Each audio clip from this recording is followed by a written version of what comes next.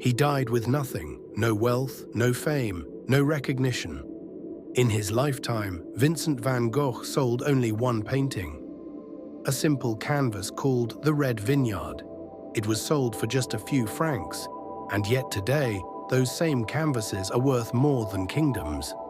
One of his sunflowers sold for more than $40 million. Another hangs behind bulletproof glass, like a holy relic. And so we are left with the paradox: a man who starved, who lived in rented rooms and asylums, whose clothes were stained with paint and ash, now represents the height of beauty and culture. Was his life a failure, or is there a hidden philosophy in this poverty? A secret truth about what it means to live and to create, even when the world is not watching. Vincent van Gogh was not just a painter, he was a seeker, a philosopher armed not with words but with color. He lived in threadbare coats. He often skipped meals to buy paint. He relied on the money of his brother Theo, who became both his patron and his confessor. In his letters to Theo, we see the full weight of his inner life. He wrote of loneliness, of failure, of the strange calling that pushed him to paint, even when no one cared. I am seeking, I am striving, I am in it with all my heart. Notice what he does not say. He does not promise success. He does not promise reward. Only this, that he would give everything, even in poverty, to remain true to what he loved. And maybe this is why his paintings strike us so deeply, because beneath the turbulent yellows and stormy blues, we do not see a man who conquered life. We see a man who endured it. And somehow endurance has its own kind of beauty. We live in a culture that despises failure, that worships money, that measures worth in likes, in numbers, in applause. But Van Gogh's life whispers a different kind of truth. That poverty can be a kind of teacher. That dignity lies not in recognition, but in staying faithful to what burns inside you. Every brushstroke was his way of saying, I was here, I felt this, I mattered. And so maybe the hidden philosophy of poverty is this: it strips us of illusions until only the essential remains. It asks us, would you still create even if no one ever knew? Would you still speak your truth even if the world remained silent? For Vincent, the answer was always yes. Vincent's genius was not to reproduce what he saw, but what he felt. Instead of trying to copy reality, he used color as a language. Yellow was hope, blue was longing, green was rebirth. And so when you stand before a Van Gogh, you are not looking at a picture of the world. You are looking at the inside of his soul. You are staring at loneliness disguised as a field of wheat, at madness disguised as a starry night. This is why his work feels alive, why it pulses with something more than beauty. It is honesty, unfiltered, unedited, offered without apology. But honesty comes at a price. Vincent was not understood in his lifetime. Critics dismissed him as clumsy, unstable, a failure. Even other artists kept their distance. He was too intense, too erratic, too consumed by whatever fire burned inside him. And so he drifted from city to city, from job to job, always broke, always restless. In Arles, he dreamed of building a studio of the South, a collective of artists who would live and paint together. But the dream collapsed. Even Paul Gauguin, who briefly joined him, found Vincent unbearable. After a fight, Vincent cut off part of his own ear. The legend says he gave it to a woman at a brothel. The truth is murkier. But the wound was real, the wound of being unable to belong. And yet through it all, he kept painting. Through poverty, through loneliness, through ridicule. In his last 2 years alone, he created more than 200 works: wheat fields, cypresses, portraits, landscapes that vibrate with light and motion. He painted not for galleries, not for collectors, not for fame. He painted because he had to. because something inside him refused to stay silent. And maybe that is the real gift. That art created without reward carries a purity we can feel even now. It is not commerce. It is not strategy. It is the raw electricity of a soul refusing to vanish. By the late 1880s, Vincent van Gogh was a man unraveling. The colors grew more violent, the brushstrokes heavier, almost trembling with urgency. It was as if time was running out, as if he had to pour everything into the canvas before something inside of him broke for good. In Arles, he lived in the little yellow house, dreaming of community, of friendship, of belonging. He imagined a utopia where artists would live together, inspire each other, create side by side. But instead, he spiraled deeper into isolation. The conflict with Paul Gauguin was the breaking point. Their friendship, once promising, collapsed into tension and despair. What followed was a breakdown so severe it left Vincent scarred in body and spirit. After their final fight, he cut off part of his ear. The story became legend, but behind the legend was only pain.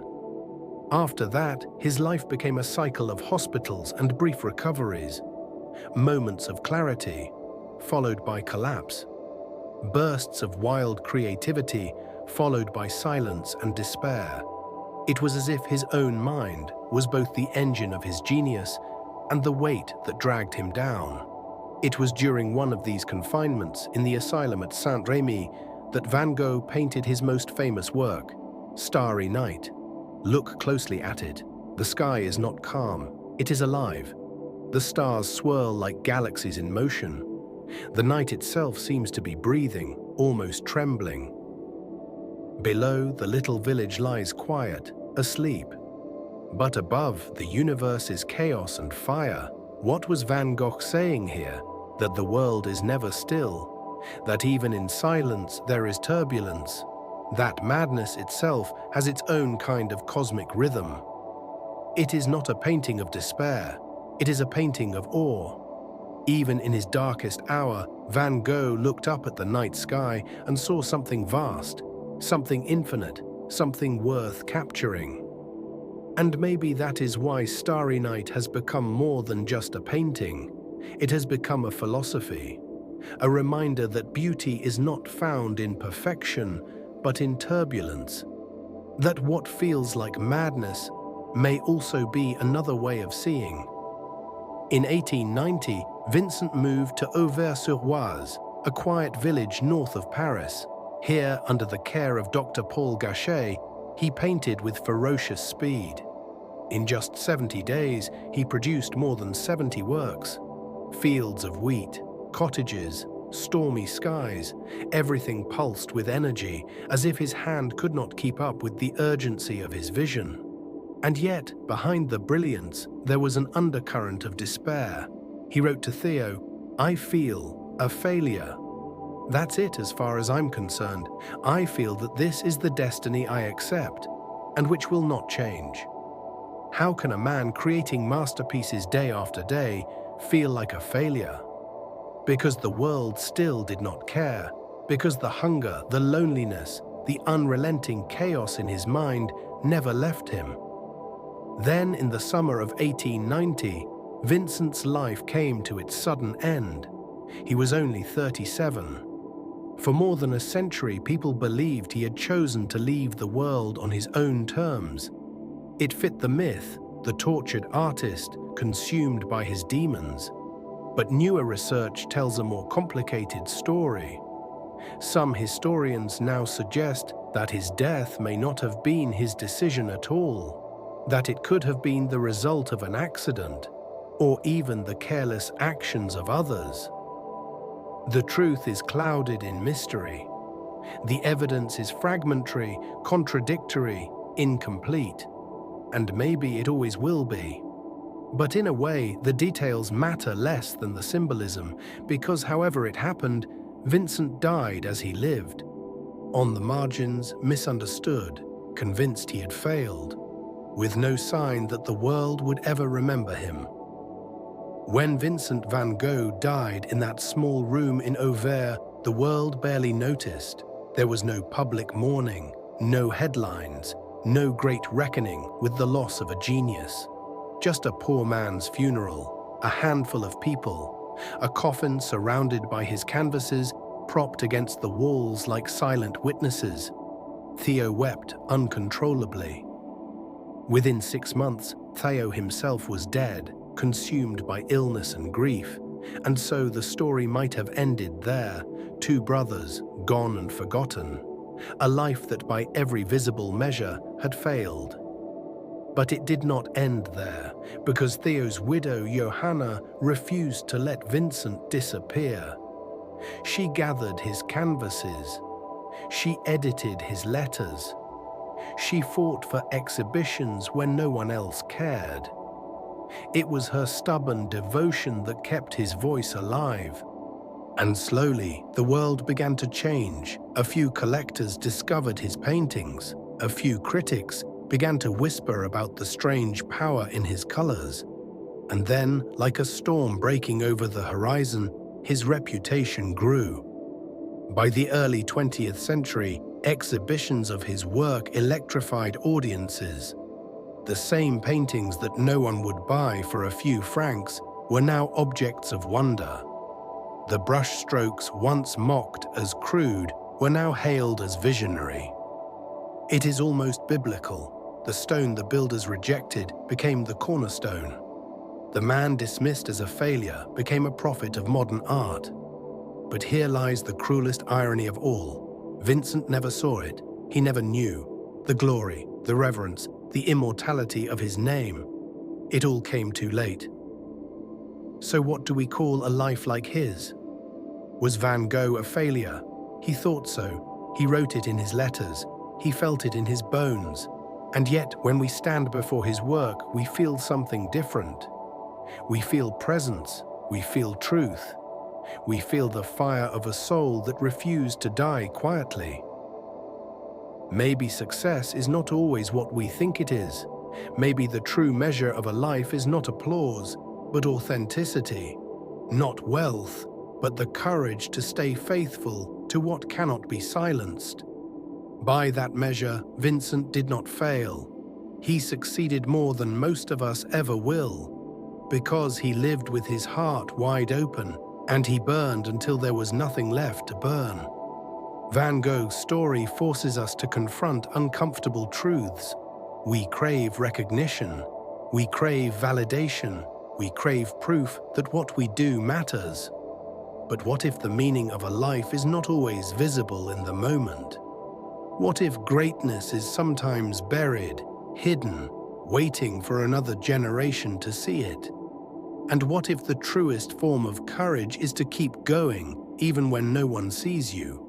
To create without reward, to give without applause, to love without guarantee.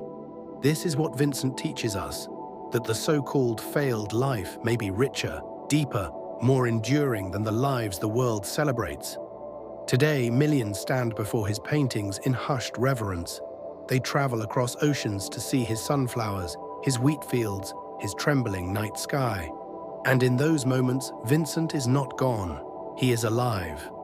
More alive than many of us who are still breathing. Because his fire still burns in color. It still whispers across time. I was here. I felt this. I mattered. What greater victory could there be? So what does this mean for us? We may never be Van Gogh. We may never create masterpieces that hang in galleries. But all of us carry something inside that demands to be expressed. And the question is not, will the world applaud me? The question is, will I remain faithful to the fire inside me, even if no one is watching? Because the tragedy of Van Gogh's life is not simply that he died poor, it is that he never knew how much he gave to the world. He left this life convinced he had failed, convinced that his colors, his lines, his visions were little more than whispers disappearing into silence. But what he could not see was that every brushstroke was planting a seed, and seeds are patient. They rest in darkness, waiting for the right season. Sometimes the one who plants them never lives to see them bloom. The gift of Van Gogh's life is this reminder that meaning does not always arrive on schedule, that the impact of our choices is often hidden, emerging only when others are ready to see it. The world may not applaud in our lifetime, but that does not mean our lives were empty. Sometimes the truest harvest belongs to those who come after us. Outro. When the screen fades, share the thought that stayed with you in the comments. Let your voice join this circle. If these words lit a spark in you, like and subscribe, not for numbers, but as a signal that you too are searching. Together we walk through silence. Together we keep asking the questions that refuse to die. Because here, at the Midnight Philosophers, the outro is never an ending. It is an invitation to see beyond success, to find beauty in the unseen, to keep creating, even when no one is watching.